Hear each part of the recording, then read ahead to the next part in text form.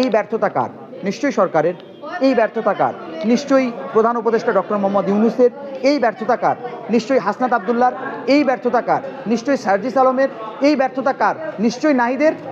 এই ব্যর্থতা কার? নিশ্চয়ই স্বাস্থ্য উপদেষ্টাদের। আমাদের সুচিকিৎসা পাইনি বলেই কিন্তু আমরা বাধ্য হয়েছিলাম মাঠে নামতে। আপনারা জেনে থাকবেন যে আমরা নিটোর চক্ষুবিজ্ঞান, পিজি এবং সিআরপি আরও যে হসপিটালগুলোতে আমাদের আহত ভাইয়েরা ছিলেন, সকলে মিলে আমরা কিছুদিন আগে নিটোরের সামনে রাস্তায় আমরা কিন্তু আন্দোলনে নেমেছিলাম। তা আপনারা সেটাও জানেন সেখানে আমাদের যৌক্তিক দাবিগুলো কী ছিল। আমাদের 7টা দফা ছিল, আমাদের 7টা দাবি ছিল। সর্বপ্রথম ছিল আমাদের সুচিকিৎসা নিশ্চিত করা।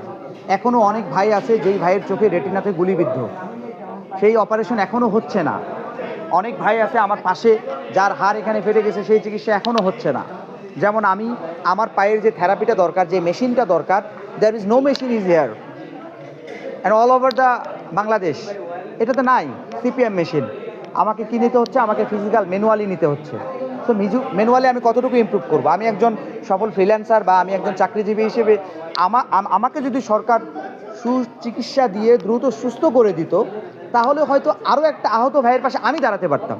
আমার ফাইন্যান্সিয়াল একটা অ্যাসিস্ট্যান্ট, আমি তাকে হেল্প করতে পারতাম। ইভেন বাংলাদেশের যে রাজস্ব খাত, সেখানেও কিন্তু আমি একটা ভূমিকা রাখতে পারতাম, গুরুত্বপূর্ণ একটা রেমিটেন্সেও আমি ভূমিকা রাখতে পারতাম।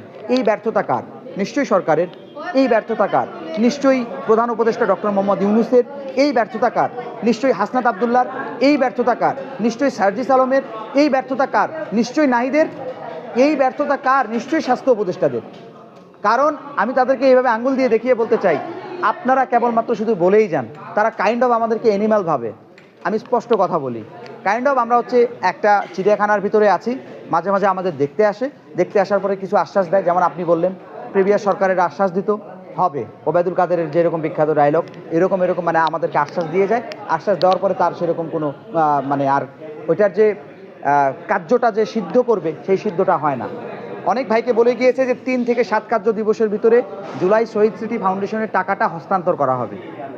এইখানে বসে সেদিন রাতে আমাদের আন্দোলনের পরে আসিফ নজরুল সহ নাহিদ এবং আরও 5 জন এখানে এসেছিলেন। তারা এসে বলে গেলেন আমাদের 7 কার্য দিবসের ভিতরে টাকাটা দেওয়া হবে।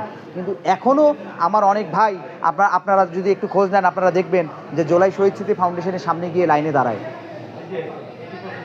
কিছু টাকার জন্য। কারণ সে চলতে পারছে না, তার ফ্যামিলি চলতে পারছে না, তার ছোট বাচ্চা কাঁদছে। আমি চলতে পারছি না, আমার সমস্ত কিছু থেমে গেছে। আমার কাছে পৃথিবীটা এখন মনে হয় যে এক প্রকার নরক হয়ে গেছে। কারণ আমি কোথায় পাবো? I need food, I need medicine. Sarkar, I need money for my family.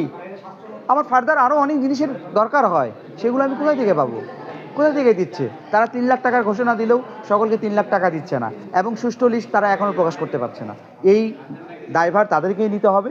এবং আপনাকে এটাই বলতে চাই আপনার মাধ্যমে, যে আপনি অন্য কিছু প্রচার না করলেও অন্তত এই জায়গাটুকু প্রচার করবেন যে আসলেই আমরা যারা আহত, আমাদের সুচিকিৎসা নিশ্চিত করা হোক, আমাদের প্রতি প্রায়োরিটি দেওয়া হোক। তারা শহীদ পরিবারের প্রতি যেরকম প্রায়োরিটি দিচ্ছে, আমাদেরকে আহতদেরকে মানে সুস্থ করার জন্য সর্বোচ্চ যেটা দরকার, যেই সুবিধা দেওয়া দরকার, সেটা তারা নিশ্চিত করুক। এটাই হচ্ছে তাদের প্রতি আমাদের দাবি এবং আবেদন। যদি তারা এটা না করে, তাহলে তাদেরকে এটাও বলতে চাই, আপনারা আমাদেরকে আহত লীগ একবার ট্যাগ দিয়েছেন। আমরা আহত লীগ হয়ে না, আমরা সমস্ত আহতরা ভাই ভাই। আমরা যদি আমাদের জায়গায় চিকিৎসা আবার সেবা নিশ্চিত না পাই, এবং আমাদেরকে নিয়ে যদি কোনো প্রকার রাজনৈতিক বা অপচেষ্টা করা হয়, আমরা আবারও মাঠে নামবো। আমরা ভুলবো না, আমরা গুলি খেয়েছি, আমরা গুলিকে ভয় পাই না। আমরা রক্তের সাথে শুয়ে, রক্ত এইভাবে গুলি লাগছে, এইভাবে মানুষকে ধরে রক্ত গড়গড়ায় পড়ছে, সেই রক্ত আমাদের শরীরে, সেই রক্ত আমাদের চোখে বুকে এখনও লেগে আছে। আমাদের বুকের রক্ত আপনারা কেউ থামাতে পারবেন না। তো আপনারা যারা কাজ করছেন, আমাদের রক্তের উপরে বসেই আপনারা কাজ করছেন।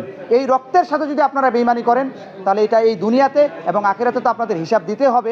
আমাদেরকেও আমরা হিসাব আদায় করাই গন্ডে আদায় করে ছাড়বো ইনশাল্লাহ।